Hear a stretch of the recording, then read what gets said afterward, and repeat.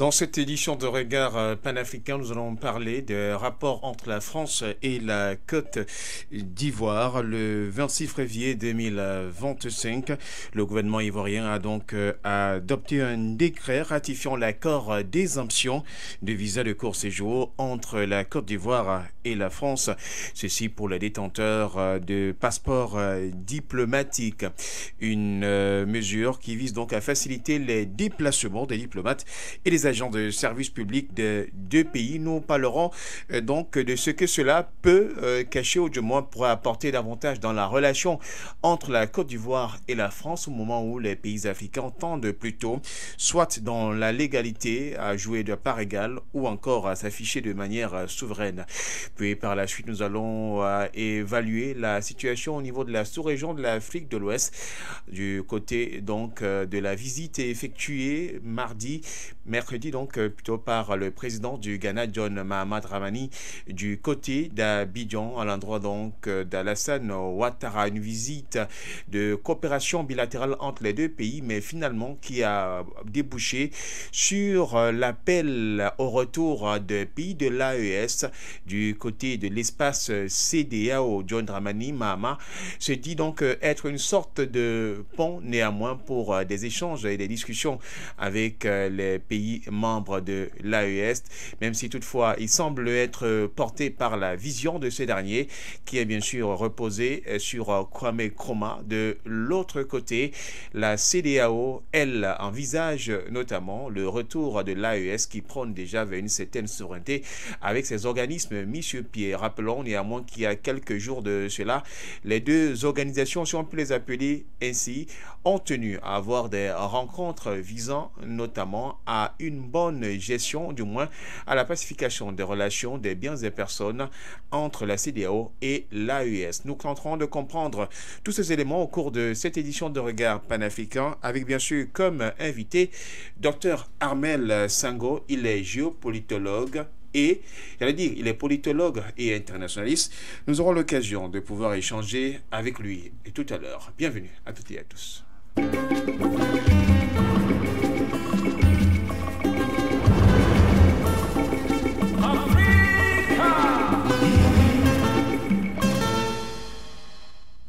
Bienvenue à toutes et à tous à nouveau sur Regard panafricain sur les antennes de For You Media Africa. Je le disais dans cette émission que nous serons donc accompagnés du docteur Armel Sango, qui nous fait l'amitié d'être avec nous en tant que consultant de cette émission. Encore cette semaine, il fait l'honneur d'être présent. Docteur, bonsoir, bienvenue. Bonsoir, Monsieur Noah, et bonsoir à nos multiples téléspectateurs. Merci une fois de plus de m'avoir convié à cette émission.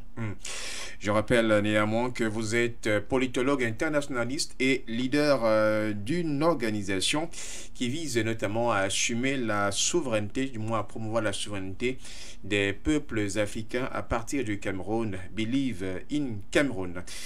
Et justement, nous parlons de souveraineté. Les pays africains, depuis quelques temps, dans leurs actions, même si ce n'est pas totalement cela, essayent à travers un certain nombre de choses de montrer une certaine démarcation avec les puissances coloniales. La puissance qui s'en sort mieux ici, c'est bien sûr celle réunie à travers trois pays, l'AES, le Mali, le Burkina Faso et le Niger.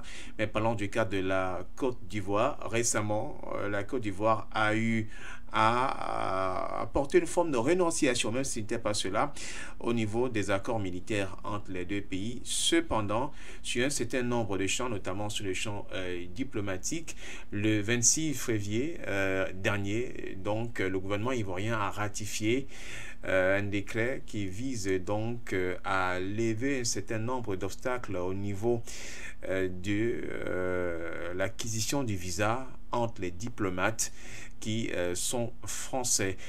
Quel est le regard que nous pouvons observer à ce niveau? Est-ce une relation, j'allais dire, une mesure qui s'inscrit dans une logique internationaliste, c'est-à-dire dans le champ géopolitique pour entretenir des bonnes relations sur le plan du business, ou tout simplement nous sommes ici dans une sorte de bis repetita, ou davantage la Côte d'Ivoire étant présentée comme l'une des bases de la France en Afrique, continue toujours à entretenir la relation du maître et du serviteur.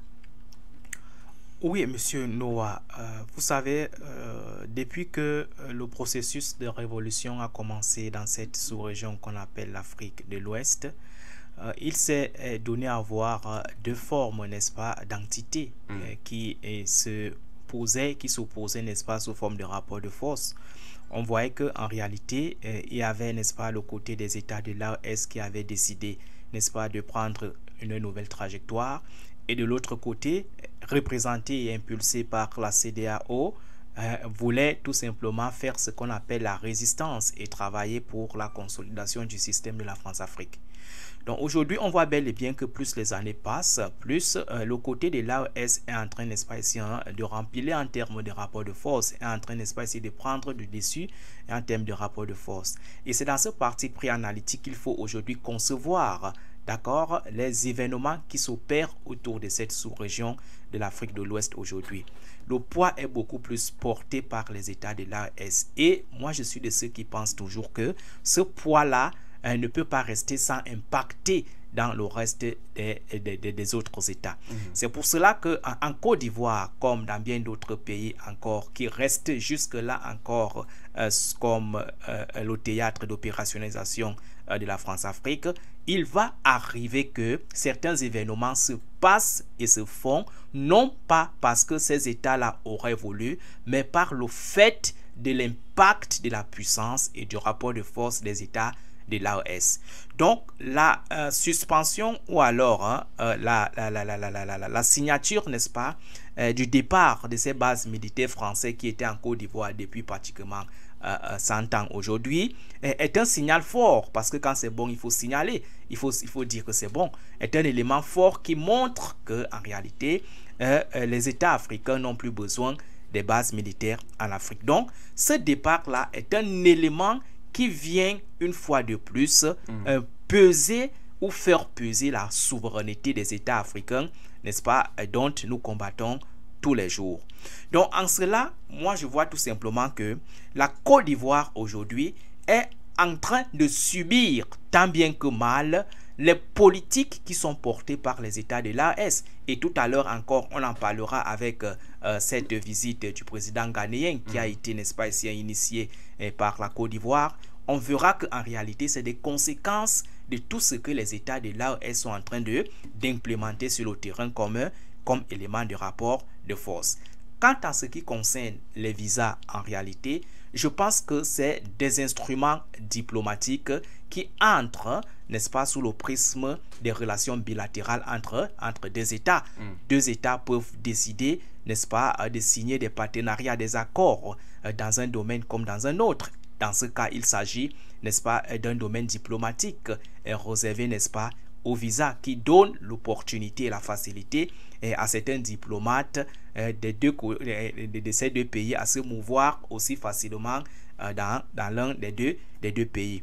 La chose qu'on aurait souhaité, c'est que en réalité, cette action-là puisse aussi peut-être s'ouvrir à la population, au peuple, qui est généralement en difficulté dans ces mouvements d'aller et de venir, dans ces mouvements d'échange, dans ces transactions, n'est-ce pas, de déplacement. On voit que le peuple est généralement oublié et en difficulté aujourd'hui en Afrique chaque fois qu'il faut par exemple se rendre en Europe.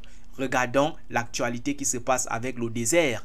Les jeunes sont obligés de prendre du chemin du désert, d'entrer, n'est-ce pas, dans des risques et périls justement parce qu'ils veulent rejoindre la France, l'Eldorado, l'Europe. Partir à tout prix. Partir à tout prix. Donc, nous pensons que en prenant des initiatives au niveau du sommet de manière officielle, dans le sens, n'est-ce pas, d'assouplir ces processus administratifs qui consistent souvent à établir les visas, les passeports, etc., etc., ça faciliterait, n'est-ce pas, cette décongestion de la souffrance du peuple sur le terrain. Donc, moi, je pense que si cette action peut, n'est-ce pas, ici, être, n'est-ce pas, saluée et envisagée sous un prisme beaucoup plus politique et géopolitique, elle serait davantage salvatrice si elle concernait ou intégrait le peuple dans sa dynamique, n'est-ce pas, des mouvements transactionnels. Donc voilà un peu le regard panoramique que je peux poser d'entrée de jeu sur cette actualité. C'est une actualité qu'il faut mettre dans le joug, n'est-ce pas, du rapport, de l'impact des politiques qui sont portées par les États de l'AES et qui commencent, n'est-ce pas, ici à se répercuter dans les autres États qui sont restés jusque-là rebelles au combat qui était porté par les États de l'AES. Il faut vous souvenir que lorsque les États de l'AES ont décidé de prendre cette trajectoire, le président Alassane Ouattara était parmi l'un des premiers présidents à dire que ces États n'avaient pas 6 mois dans leur dynamique. On se rappelle du communiqué qu'il avait, n'est-ce pas, ici adressé à Assimi Goïta, parce qu'Assimi Goïta était l'un des premiers à prendre cette direction.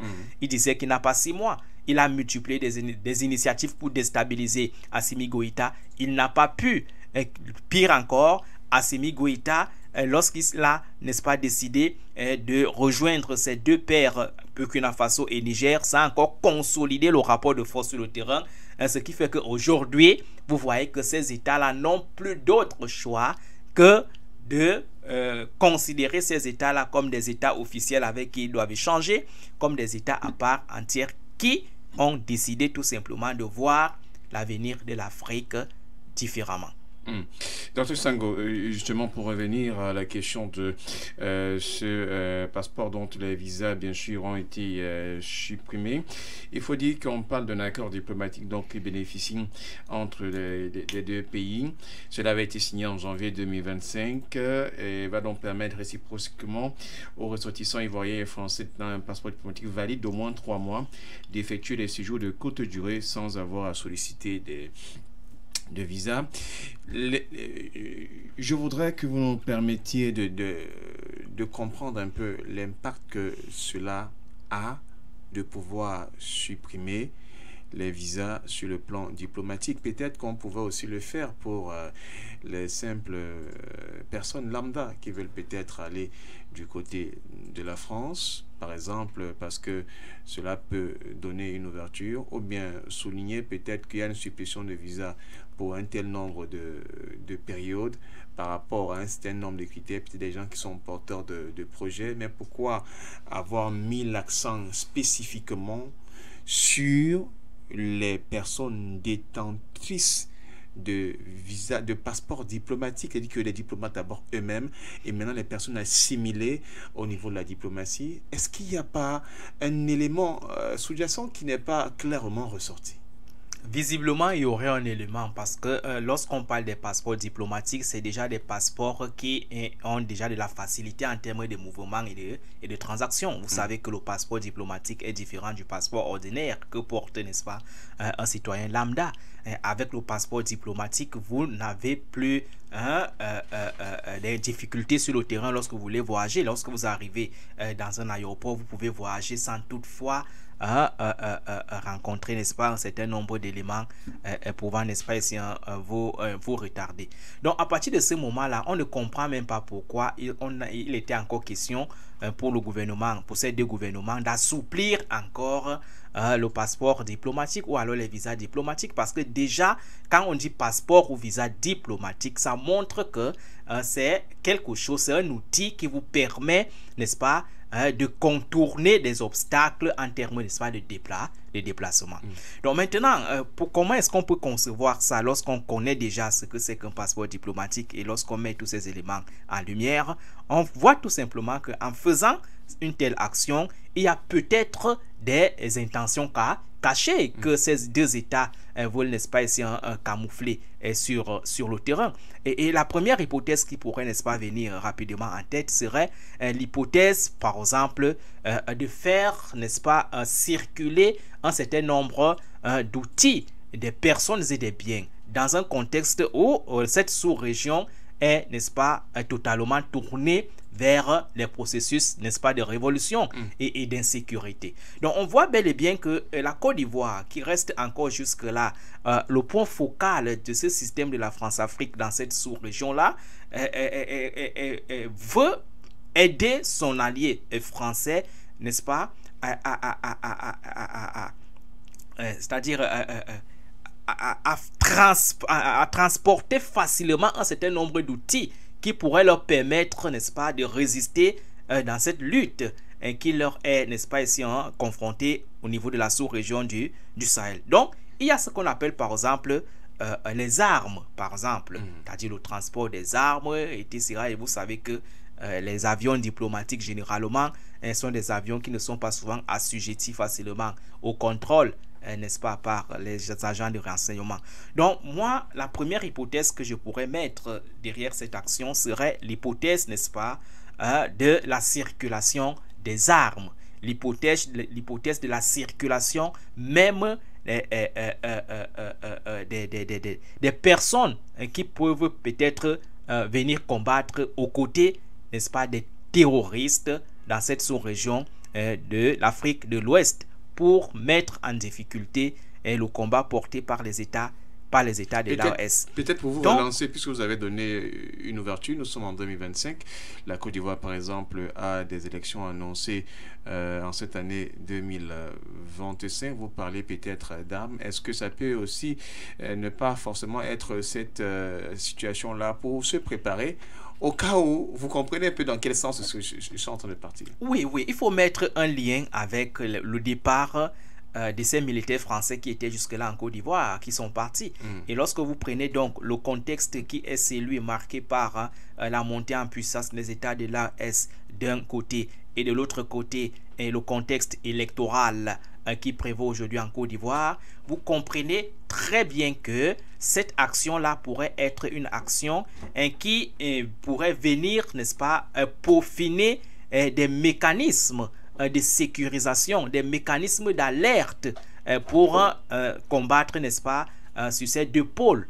Vous savez que les élections en Afrique et en Côte d'Ivoire en général ont toujours été des occasions de violence, des occasions de guerre. Et vous savez qu'en Côte d'Ivoire, aujourd'hui, les ingrédients de la crise post-électorale 2010-2011 sont en train de se peaufiner de ce côté-là, avec la candidature d'Alassane Ouattara qui est totalement, qui ne fait pas unanimité et univocité, avec le président Laurent Gbagbo qui a été injecté, n'est-ce pas, de la liste électorale et qui ne peut pas être éligible pour des raisons totalement politiciennes. Donc, tous ces éléments montrent tout simplement que l'organisation des élections présidentielles en 2025 en Côte d'Ivoire ne se fera pas avec gaieté du cœur. Il faut donc prendre des précautions. Il faut donc prendre des initiatives pour prendre du contrôle. Donc, cette action prise par ces deux pays ne peut pas être politiquement et idéologiquement neutre, voire même stratégiquement neutre. C'est une action qui vise, pour ces deux États, à se positionner pour, n'est-ce pas, faire face aux éventuelles, n'est-ce pas, crises qui pourraient en subvenir. Mais il faut beaucoup plus lire cette actualité dans ce sens, mais beaucoup plus s'inquiéter dans le cadre peut-être de la Côte d'Ivoire, dans la logique des élections. Quant à ce qui concerne les États de l'AES, moi je vous dis, il est difficile aujourd'hui pour un pays voisin de défaire le programme des États de l'AES. C'est vrai qu'un combat n'est jamais remporté une fois pour toutes. Le combat qui est porté par ces États est encore un combat qui doit, n'est-ce pas, essayer de montrer ses preuves et qu'à tout moment on peut le déstabiliser. Mais je vous dis, du point de vue du rapport de force et du contexte que nous traversons aujourd'hui, ces États-là ont atteint un niveau où il est difficile aujourd'hui pour ces États ennemis de les déstabiliser. Donc les initiatives et les actions que la France utilise aujourd'hui en collaboration avec les endocolons sur le plan interne ne sont que peut-être en quelque sorte des actions qui ne vont aboutir à rien. C'est des actions qui visent tout simplement pour eux à montrer que ok, on doit faire quand même quelque chose, on doit faire ceci, on doit faire cela. Mais je vous dis, ils sont aujourd'hui dépassés par ce qui se passe au niveau des États de l'AES. Le programme qui est porté à l'intérieur des États de l'AES est en train d'impacter dans le reste de ces États-là. Et ça leur fait donc faire n'importe quoi.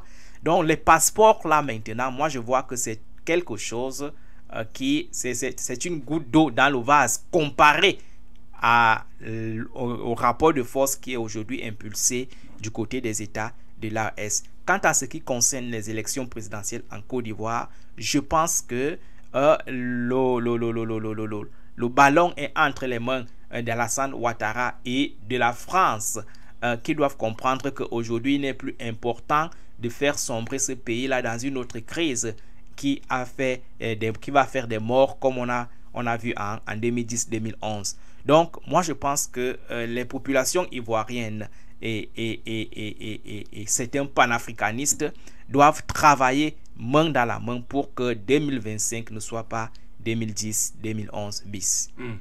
Que 2025 ne soit pas 2011 bis. De fil en aiguille, donc, on va quitter la relation entre la France et la Côte d'Ivoire au sujet de la suppression de ces visas qui ont été en réalité dès le 25 janvier, mais c'est le 26 février que le gouvernement ivoirien a donc rendu publique cette information. Le président du Ghana, John Mahama Dramani, a effectué une visite d'amitié et de travail du côté d'Abidjan en Côte d'Ivoire. Rencontré donc son homologue Alassane Ouattara. Il faut le souligner que depuis son investiture, le retour au Jubilee House d'Accra, le président de la Gold Coast n'avait pas encore fait le tour du côté de celui qui est aujourd'hui comme le doyen des présidents de l'Afrique de l'Ouest. Au menu donc coopération bilatérale, tout d'abord entre les deux chefs d'État par rapport à leur pays, renforcement des liens d'amitié. Mais il s'est dit au cours de ce rendez-vous, donc suite bien sûr au rapprochement, ou du moins à la gestion des relations entre le président du Ghana et les présidents de pays de l'AES, notamment avec le Burkina Faso, puisqu'il y avait une rencontre entre le président Dramani et puis le président de la transition du Burkina Faso, capitaine Ibrahim Traoré. Le président de la Côte d'Ivoire, Alassane Ouattara, a donc invité son homologue ghanéen de pouvoir jouer cette partition-là afin de ramener les frères de l'AES à la maison, une sorte de main tendue. D'abord, avant de rentrer peut-être de façon spécifique dans les propos des chefs d'État, question très simple. Vous imaginez l'AES ou les pays de l'AES, pays membres de l'AES, Mali, Burkina Faso, Niger, faire un feedback, un retour du côté de la CEDEAO? Franchement, il y a ce qu'on appelle les combats perdus d'avance. Les combats perdus d'avance qui ne devraient pas être menés. Et parmi ces combats-là figure bel et bien le combat de ramener les États de l'AES au sein de la CEDEAO. Franchement, aujourd'hui, voir certains États travailler dans ce sens-là, c'est donner l'impression qu'on ne comprend rien, n'est-ce pas, de la géopolitique ou alors, n'est-ce pas, du contexte que traverse aujourd'hui l'Afrique tout entière dans son processus de souveraineté et de libération. Donc, moi, je pense que aujourd'hui, il faut lire cette action du président ghanéen en utilisant le raisonnement, n'est-ce pas, par absurde ou alors le raisonnement par opposition. Comme pour dire que on a tous vu le président ghanéen revenir au pouvoir à la tête du Ghana. Et lorsqu'il est revenu à la tête du Ghana, on a vu ses intentions, on a vu ses transactions, on a vu, n'est-ce pas, ses déplacements, on a vu sa position, n'est-ce pas, en faveur des États de l'AES. Il a envoyé des émissaires au sein de l'AES dans l'optique, n'est-ce pas, de voir comment le Ghana et cette organisation-là peuvent, n'est-ce pas, travailler ensemble.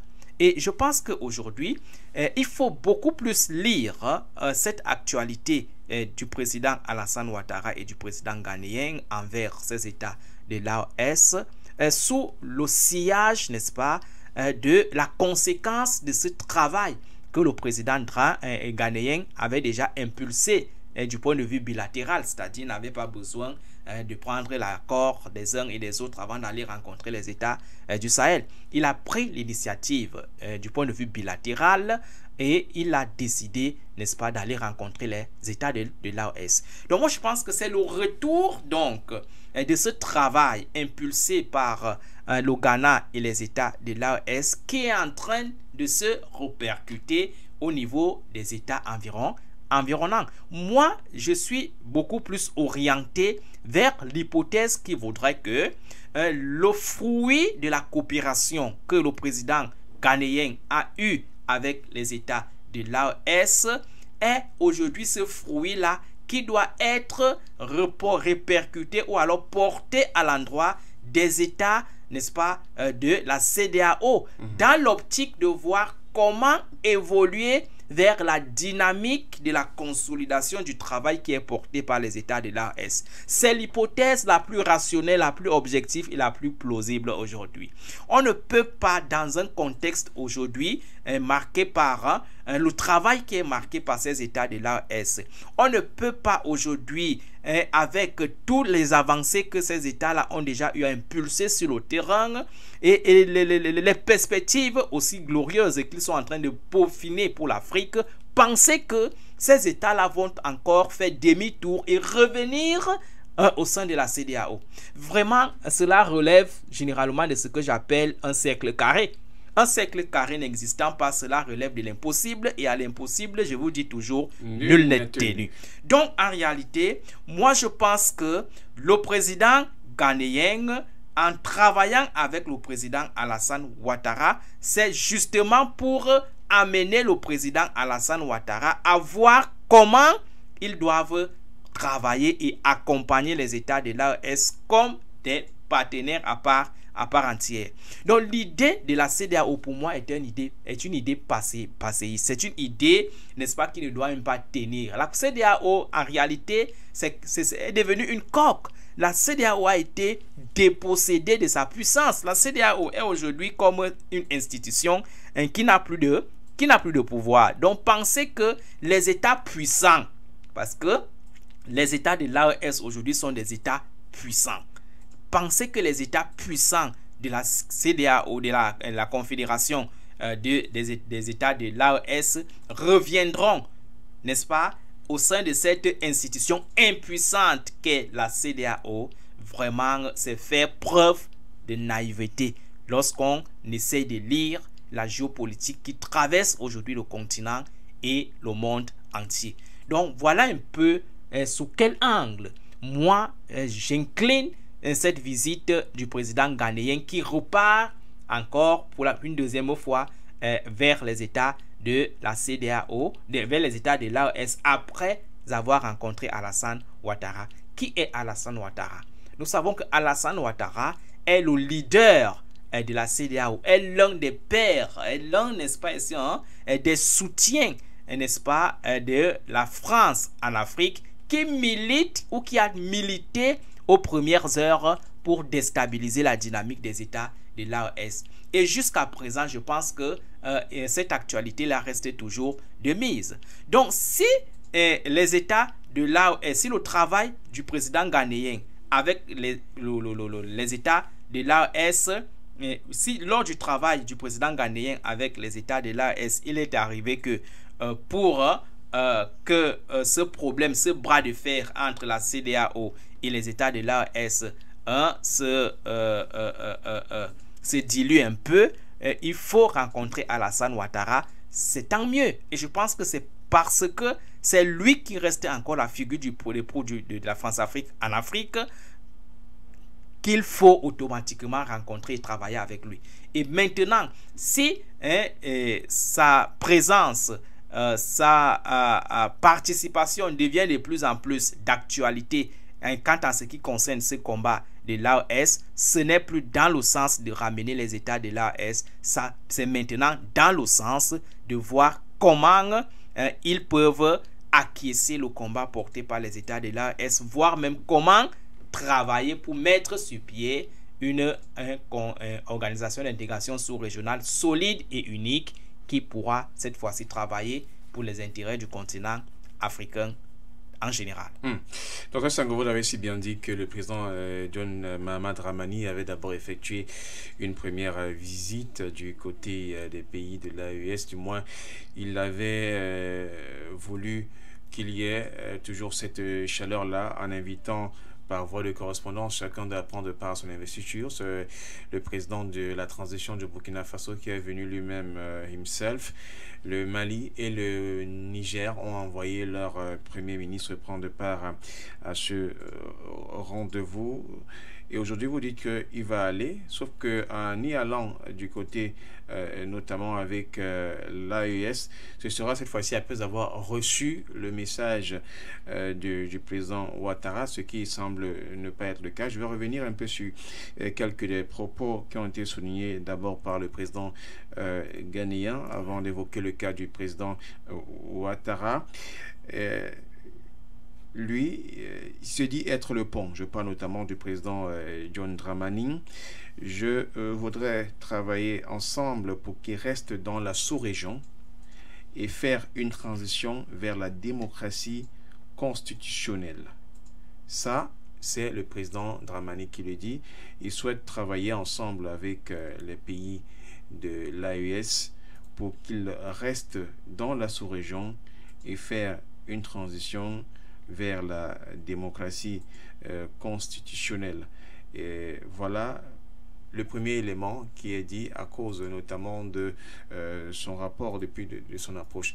Quand on parle de rester dans la sous-région Afrique de l'Ouest, c'est forcément la CEDEAO. Est-ce que l'Afrique de l'Ouest ne peut pas avoir une autre forme d'organisation de sous-régional? Quand vous parlez d'une autre, peut-être qu'il doit être plus forte. Le cas, par exemple, de l'AES qui est en voie de devenir véritablement une confédération et travailler vers la démocratie constitutionnelle. Est-ce ici à faire un appel à un pouvoir civil que d'avoir un pouvoir militaire comme en ce moment?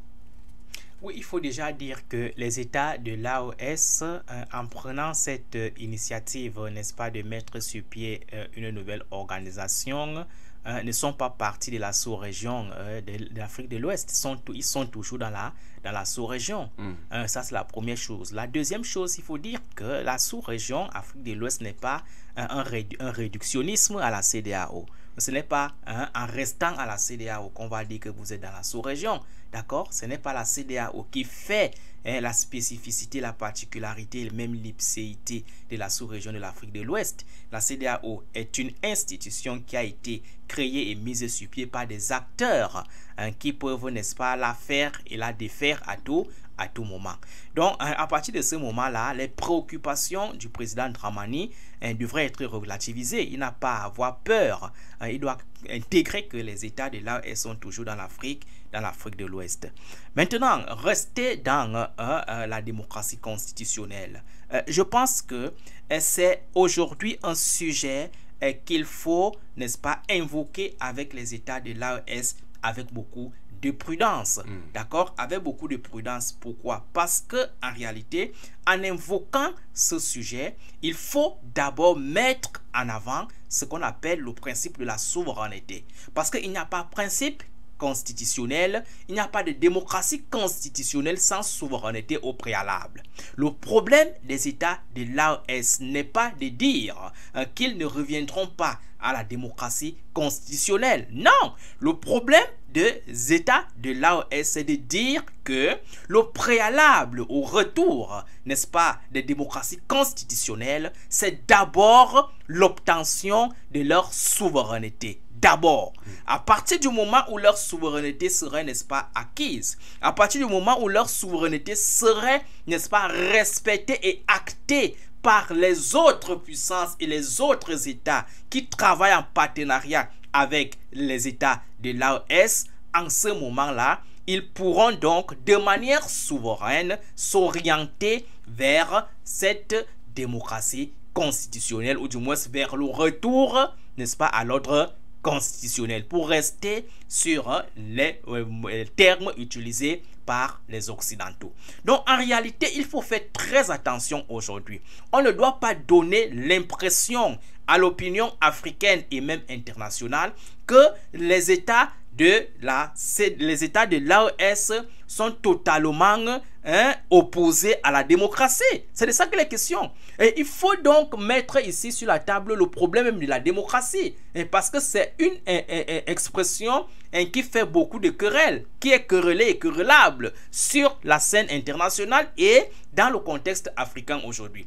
On voit aujourd'hui que, du moins lorsqu'on fait l'historiographie politique des crises qui ont aujourd'hui caractérisé le continent africain, on voit que parmi ces crises-là, il y avait des crises, n'est-ce pas, liées à la démocratie constitutionnelle, des crises, n'est-ce pas, liées à la légitimité des chefs d'État, où on imposait cette démocratie constitutionnelle à certains États, mais qui n'avait rien à voir avec la représentativité et la légitimité en termes, n'est-ce pas, des desiderata de la population. C'est ça qui a causé les crises, n'est-ce pas, dans plusieurs États africains et qui continue encore de causer plusieurs crises. Et c'est pour cela que les États de l'AES, ayant compris cette cause épicentrique des processus de déstabilisation en Afrique, veulent rectifier et corriger ce problème de manière définitiviste. Il n'est plus question de travailler et revenir à chaque fois sur les mêmes causes. Il est question de toucher la cause, de la résoudre et d'avancer sereinement. Donc ceux qui parlent de plus en plus de la démocratie constitutionnelle envers les États de l'AES sont des personnes qui n'ont pas encore compris ce que les États de l'AES sont en train de transmettre comme discours et, n'est-ce pas, l'horizon vers laquelle ils sont en train de s'orienter. Donc il n'y a pas, n'est-ce pas, d'opposition, il n'y a pas de sujet tabou sur la question des démocraties constitutionnelles. Les États de l'AES sont conscients que c'est important, mais sauf que c'est des démocraties constitutionnelles qui doivent être instaurées conformément au principe de la souveraineté de ces États. N'oubliez pas le triptyque qui avait été donné par ces États: le respect de leur souveraineté, le respect des intérêts de leur peuple sur le plan international et le respect des partenaires, n'est-ce pas, de ces différents États, du choix des partenaires de ces différents États sur le plan international. Donc c'est la soif de la souveraineté, c'est la crise de la souveraineté que ces États-là veulent résoudre aujourd'hui. Et il faudrait que le jour où ils vont décider de revenir à l'ordre constitutionnel, que cet ordre-là ne soit pas jugé, ne soit pas querellé, ne soit pas remis en cause par les autres puissances. Parce qu'en réalité, les pays étant souverains, les pays étant indépendants, chaque pays a la démocratie qu'il mérite et chaque pays construit sa démocratie conformément à ses intérêts, conformément à ses besoins et conformément aux desiderata de sa population. Lorsqu'il a donc eu dire, Alassane Ouattara a eu à souligner deux faits, puisque c'est lui d'ailleurs, vous l'avez souligné, qui porte en ce moment la voix de la CEDEAO avec notamment l'enjoint de la France. Je souhaite que l'appel du président Mahama puisse être entendu par ces trois pays frères, que nous puissions continuer ensemble au sein de la CEDEAO. Ça, c'est d'abord la première phase du président Ouattara. Et du moment où le président Dramani a été vu proche du président Traoré, vous l'avez évoqué dès sa prise de fonction le jour de son investiture, il se présente donc désormais comme ce négociateur-là, puisqu'il a dit être le pont à travers cet appel que j'ai eu à souligner. Le président Ouattara donc, lui a dit cette fois-ci: nous vous faisons confiance pour que vous puissiez les convaincre de rester dans la CEDEAO, car il y va de l'avenir des peuples de l'Afrique de l'Ouest. Fin de citation.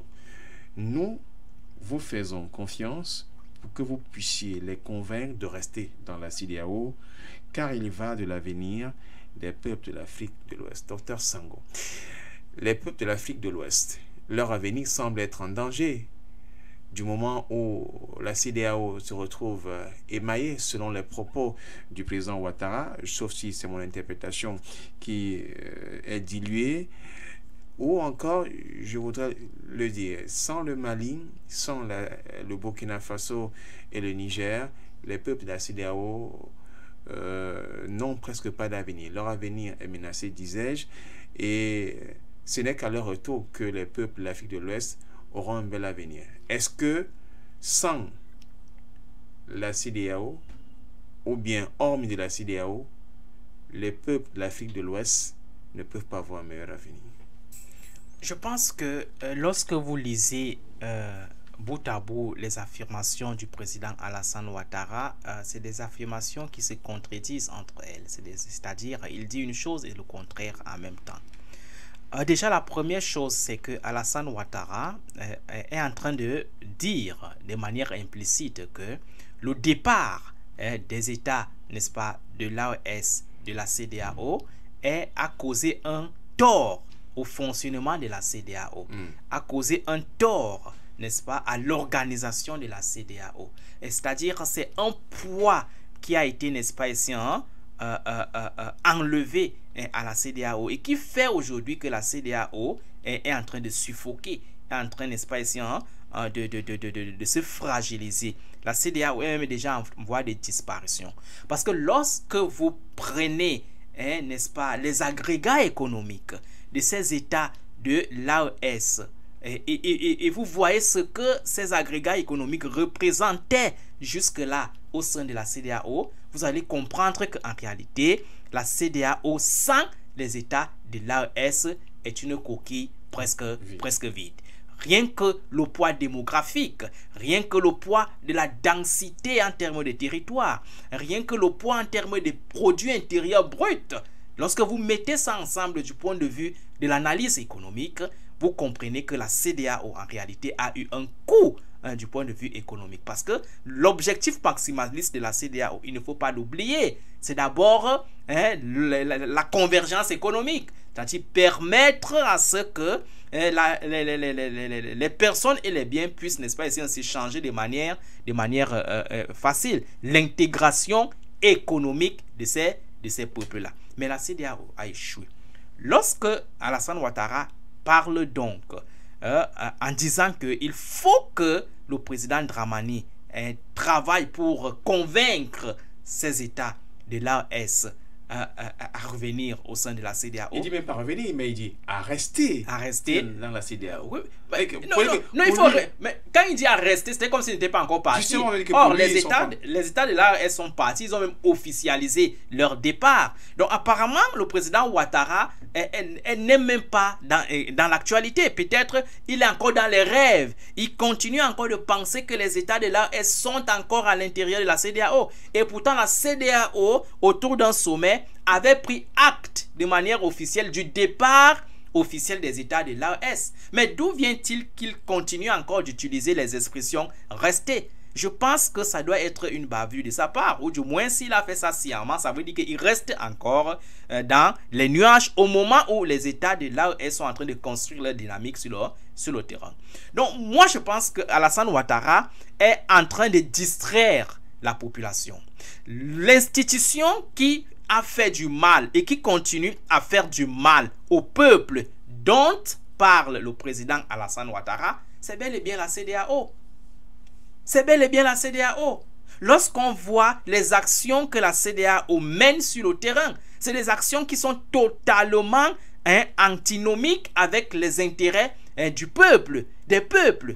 Si on reste par exemple sur le principe de l'intégration, de la libre circulation par exemple, est-ce que la CEDEAO a réussi l'intégrationnisme sous-régional en Afrique de l'Ouest? Pas du tout. Et pour se déplacer aujourd'hui en Afrique de l'Ouest, il y a encore les barrières tarifaires, les barrières douanières. C'est très compliqué aujourd'hui. Or, lorsque vous voyez les objectifs de la CEDEAO, c'était d'abord de régler ce processus de la libre circulation des biens et des personnes. Lorsque vous voyez la CEDEAO dans sa politique fonctionnaliste aujourd'hui, vous voyez qu'en réalité, c'est une organisation qui n'est pas autonome du point de vue financier.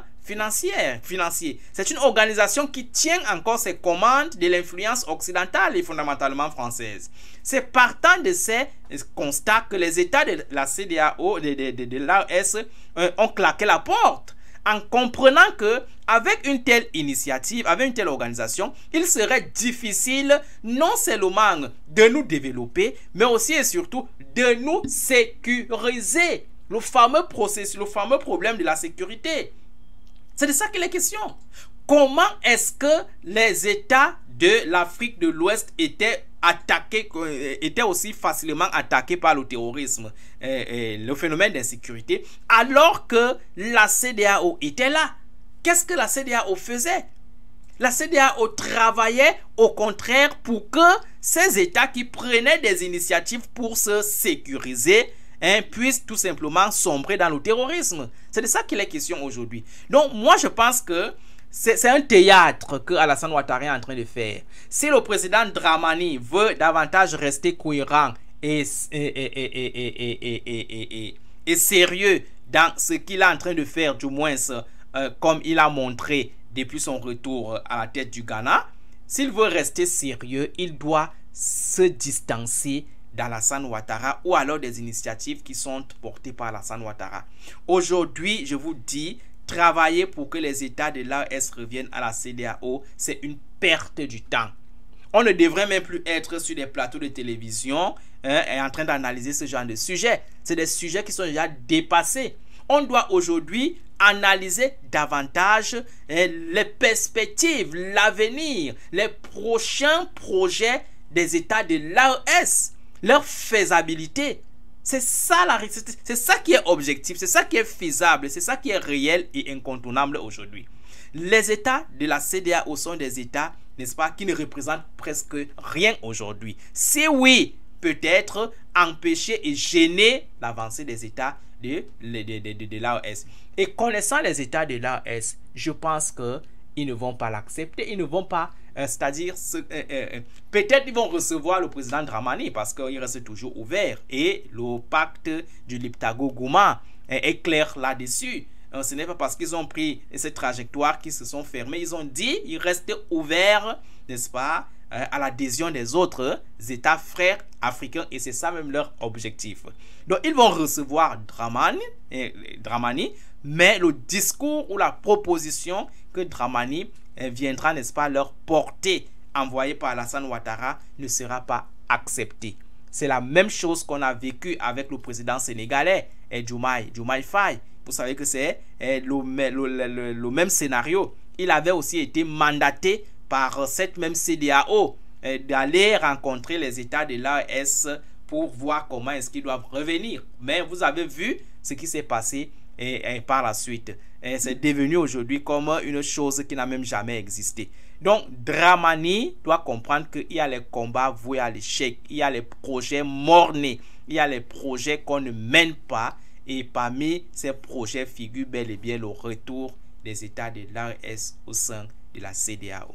Des projets morts dans l'œuf. Peut-être avant d'arriver à l'élément de conclusion, il y a cette question justement qui est venue au moment où vous étiez en train de faire votre développement. Est-ce que finalement la sortie du président Ouattara, quand il a enjoint le président Dramani de pouvoir travailler de telle en sorte que il doit convaincre les pays de l'AES à rester dans la CEDEAO, puisqu'il y va de l'avenir des peuples de l'Afrique de l'Ouest. Est-ce que le président Ouattara craint le déclin véritable de la CEDEAO? Parce que jusqu'ici, vous avez parlé de coque presque vide, on parle d'une CEDEAO qui semble perdre ses moyens, mais est-ce qu'il craint le déclin définitif de la CEDEAO, dans ce sens que avec le départ des pays de l'AES, dont le Mali, le Burkina Faso et le Niger, et la façon dont ils se comportent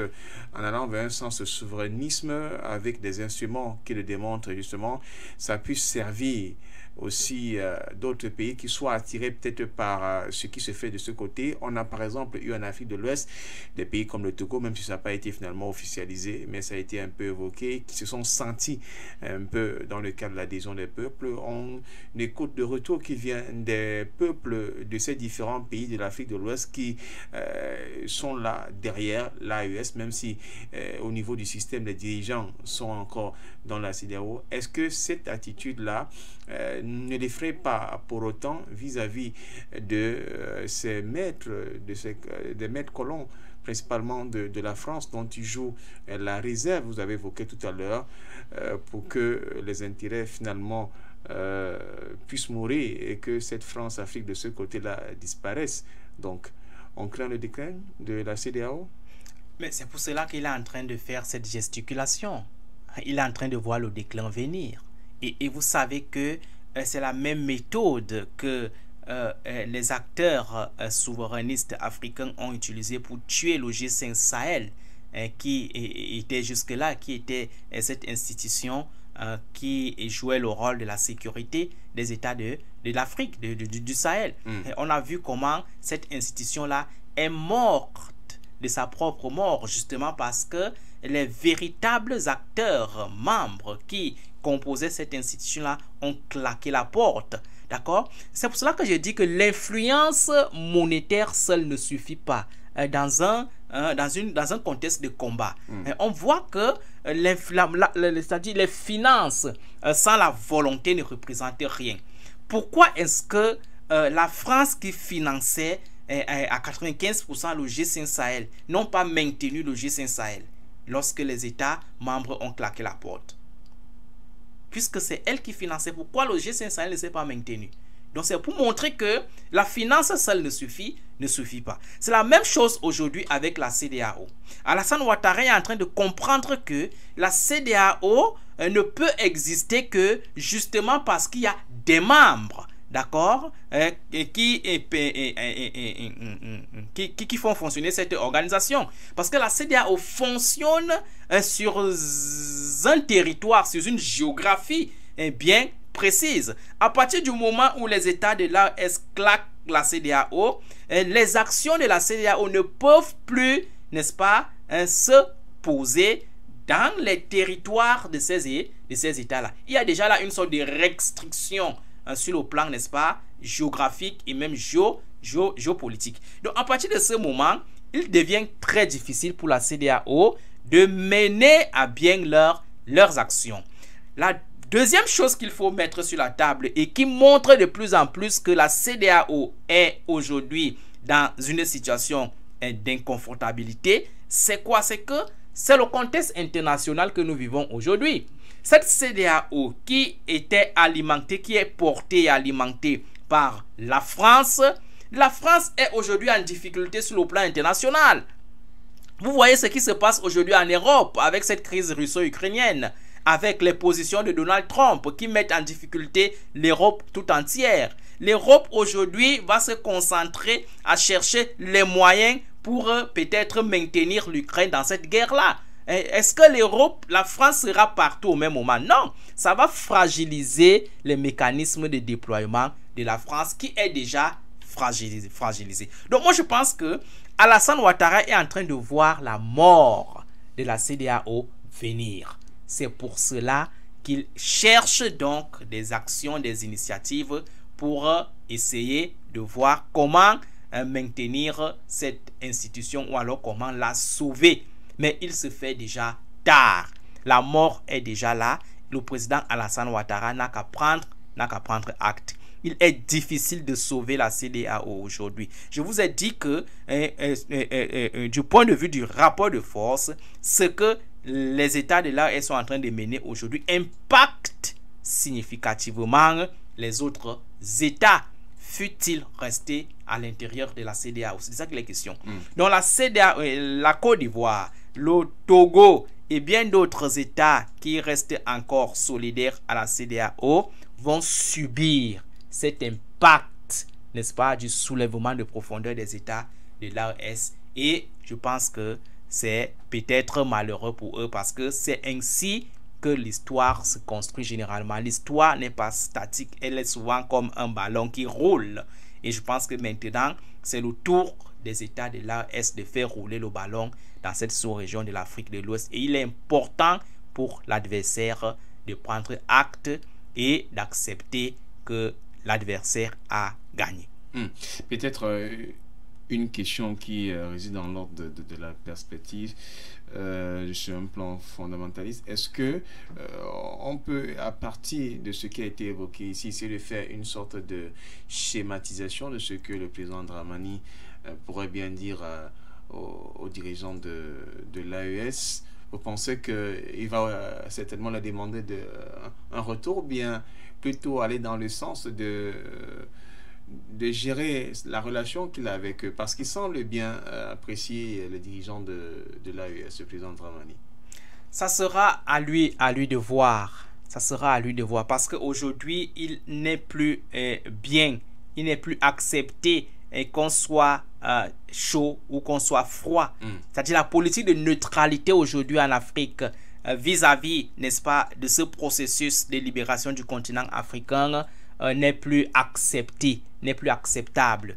Soit on est du côté, n'est-ce pas, du colon, soit on est du côté, n'est-ce pas, des panafricanistes. C'est ça qu'il est question aujourd'hui. Donc, ça sera au président ghanéen de voir, est-ce qu'il veut rester du côté des colons et porter, n'est-ce pas, le discours d'Alassane Ouattara auprès des États de l'AES, ou alors il veut rester du côté de la souveraineté des panafricanistes qui voudraient que l'Afrique se libère et changer de discours auprès de ces États de l'AES. Si on s'en tient sur ses intentions lorsqu'il est revenu du pouvoir, moi je pense qu'il ne va pas transmettre ce que Alassane Ouattara a demandé. Parce que concrètement et du point de vue objectif, ce que Alassane Ouattara demande ne peut pas être réalisable. C'est de ça qu'il est question, sauf si on veut perdre du temps. C'est de ça qu'il est question. Sauf si on veut vraiment perdre du temps. Ou alors sauf si on manque les thématiques qu'on doit mettre sur les agendas des chefs d'État sur le plan diplomatique. Je suis désolé. Moi, je pense qu'il serait aujourd'hui très difficile de travailler dans cette logique-là. La logique sur laquelle on doit travailler aujourd'hui, c'est la logique de la souveraineté du continent africain. Et cette logique-là est brillamment portée aujourd'hui par les États de l'AES. Les États conscients, les États vraiment courageux devraient tout simplement accompagner les États de l'AES dans cette dynamique-là pour qu'à terme, le continent africain puisse revertir sa souveraineté de manière concrète. Donc, ça sera à lui de voir. Est-ce qu'il veut rester du côté des consolidologistes du système de la France-Afrique en Afrique? Ou alors, il veut rester du côté des transitologistes qui veulent que l'Afrique quitte, n'est-ce pas, ce système colonial pour revertir, n'est-ce pas, leur souveraineté en partant vers un système, n'est-ce pas, indépendant. Donc, c'est une question que Dramani devra répondre et une question que tous les Africains doivent aujourd'hui se poser et répondre. Et la réponse donc de chacun donc positionnera donc ses combats sur le terrain. Voilà le schéma de l'Afrique, puisque vous avez parlé du schéma. Voilà le schéma de l'Afrique qu'il faut aujourd'hui mettre sur la table. C'est sur ces termes, Dr Sango, que nous allons mettre également un terme, permettez la redondance, méthoditeur de ce programme de regard panafricain. Nous vous disons merci de nous avoir une fois de plus apporté vos éclairages afin donc de mieux comprendre les différentes problématiques qui sont soumises à notre lecture et pour une meilleure compréhension des peuples africains et de ceux-là qui nous écoutent. C'est moi qui vous remercie et je remercie les téléspectateurs et téléauditeurs qui nous ont suivis. Amis téléauditeurs, mesdames, messieurs, merci d'avoir été des nôtres pour cet autre rendez-vous. Nous allons dire grandement merci à la technique assurée par Kelly qui nous a permis de rendre donc cette émission possible. On se retrouvera très prochainement sur les antennes de Foyo Média Africa pour notre rendez-vous de regard panafricain. Quant à nous, nous allons nous retrouver sur d'autres plateaux pour d'autres programmes. Au revoir.